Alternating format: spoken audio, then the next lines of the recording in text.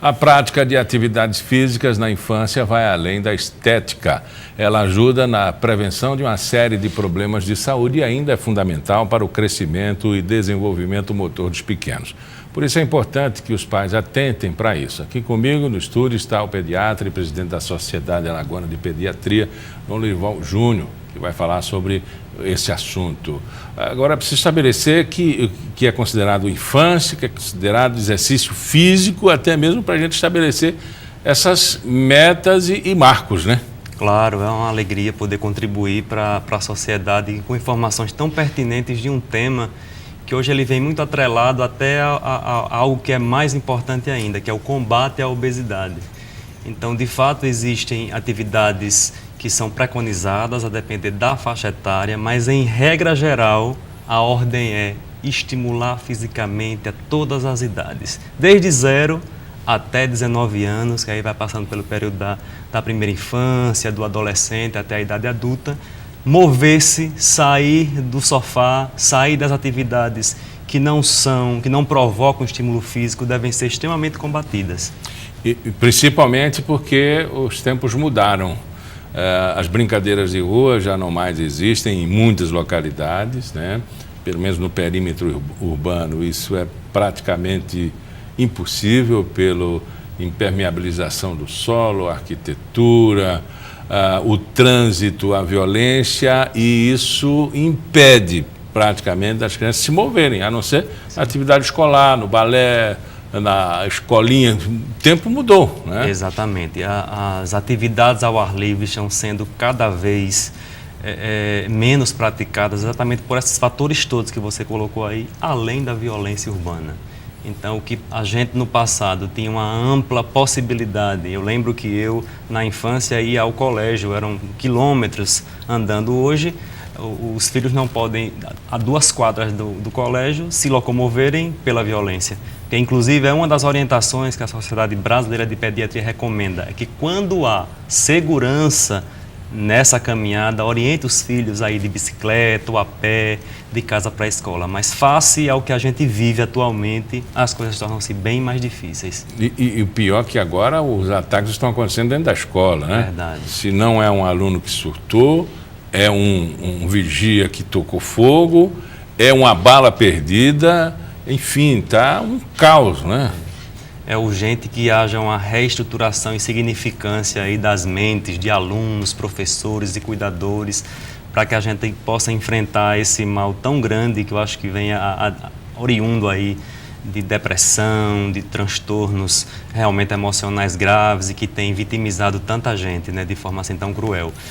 Quando a gente pensa assim, em atividade física, uma criança, né, de 0 a 6 anos ou de 0 até atingir a sua adolescência, o que ela pode fazer e ou o que ela não pode fazer, que se torna um prejuízo ou que se torna uma boa disciplina com relação à sua atividade física? Então, considerando que a atividade física hoje, em toda a literatura defendida como promoção de saúde, prevenção de doença cardiometabólica, como diabetes, de hipertensão, prevenção da asma, prevenção de doença articular, prevenção de depressão e de tantos outros fatores, os pais já devem, desde o nascimento, começarem a olhar para essa criança já pensando em como ela tem que se locomover. Então, se ela não anda ainda, mas ela engatinha, então é estimular esse processo, né? Estimular de pegar o brinquedo, de empurrar, de brincar,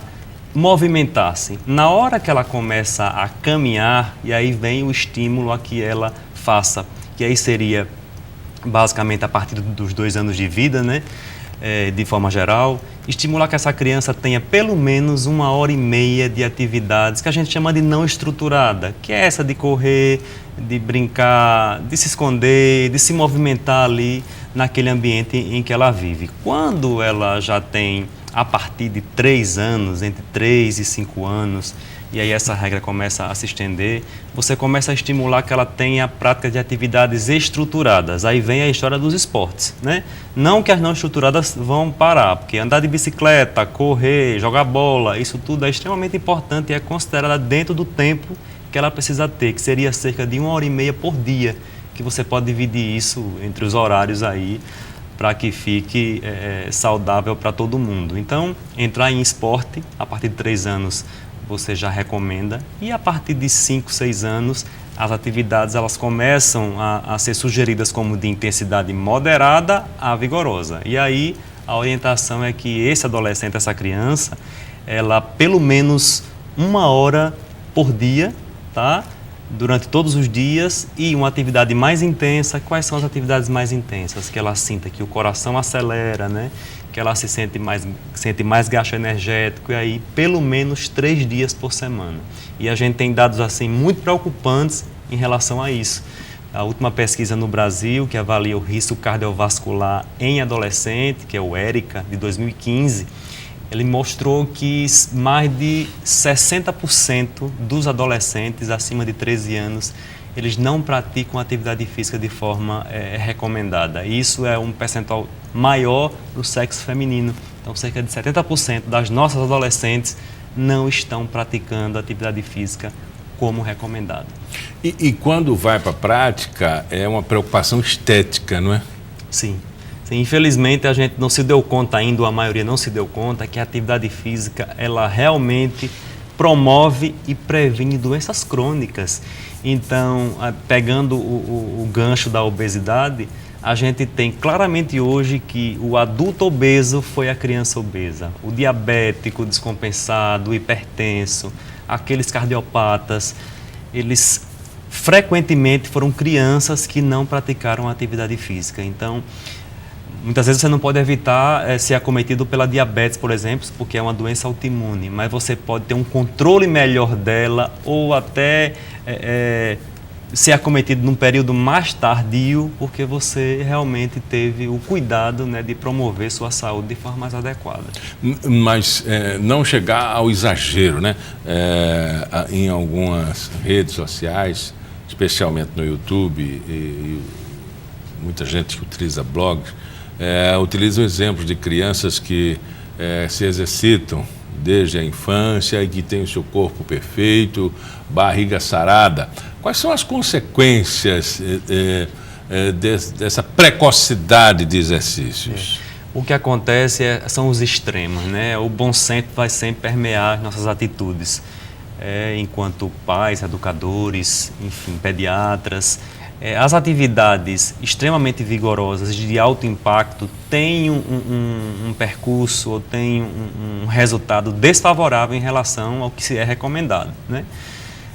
Quando você estimula a criança de forma adequada, com atividade moderada a vigorosa, ela tem estímulo do crescimento.